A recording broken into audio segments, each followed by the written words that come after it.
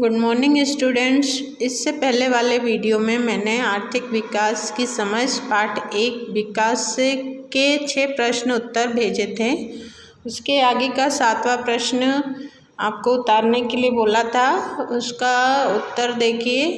जब भी हमें एक बड़े सैंपल का आकलन करना होता है तो एक आंकड़े का आकलन मुश्किल होता है, इसलिए ऐसी स्थिति में औसत का प्रयोग महत्वपूर्ण हो जाता है।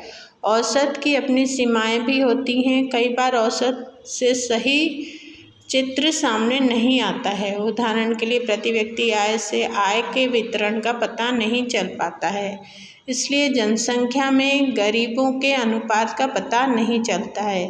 भारत के पिछले 2 दशकों में प्रति व्यक्ति आय में जबरदस्त वृद्धि हुई है, लेकिन इसके साथ ही गरीबों की संख्या में भी तेजी से वृद्धि हुई है। तो ये प्रश्न 7वें का उत्तर था।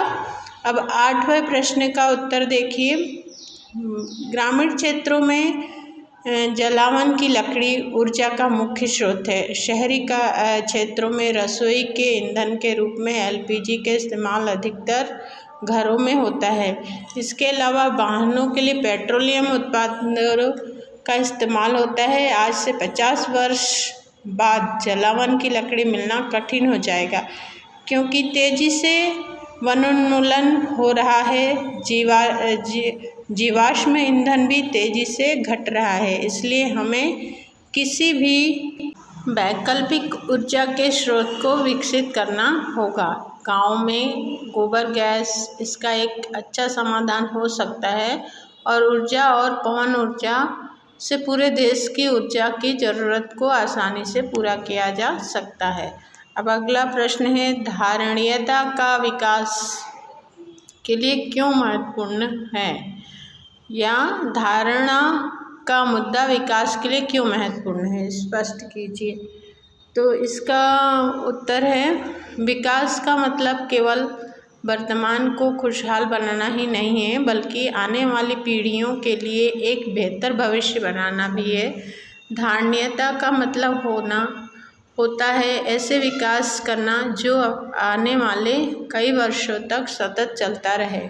यह तभी संभव होता है जब हम संसाधन का दोहन करने की बजाय उनका विवेकपूर्ण इस्तेमाल करते हैं। अब अगला प्रश्न 10 है, धरती के पास सब लोगों की आवश्यकताओं को पूरा करने के लिए पर्याप्त संसाधन है, लेकिन एक भी व्यक्ति के लालच को पूरा करने के लिए पर्याप्त संसाधन नहीं है। यह कथन विकास की चर्चा में कैसे प्रासंगिक है, चर्चा कीजिए।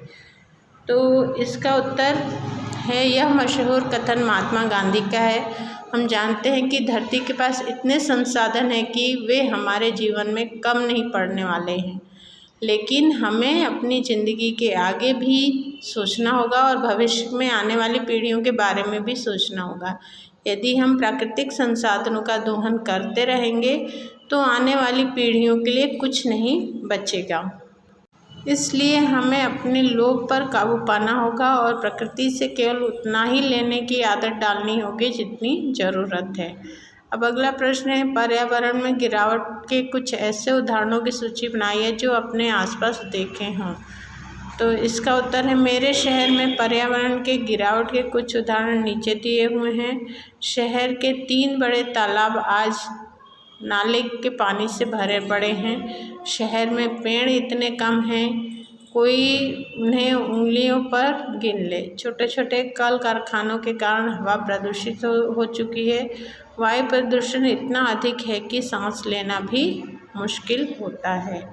इसके बाद नीचे ये जो अगला क्वेश्चन है, तालिका 1.6 में दी गई प्रत्येक मत के लिए ज्ञात कीजिए कौन कौन से देश सबसे ऊपर हैं और कौन सा सबसे नीचे है। तो ये आपको खुद करना है, आप इसको दिमाग से आप खुद करिएगा।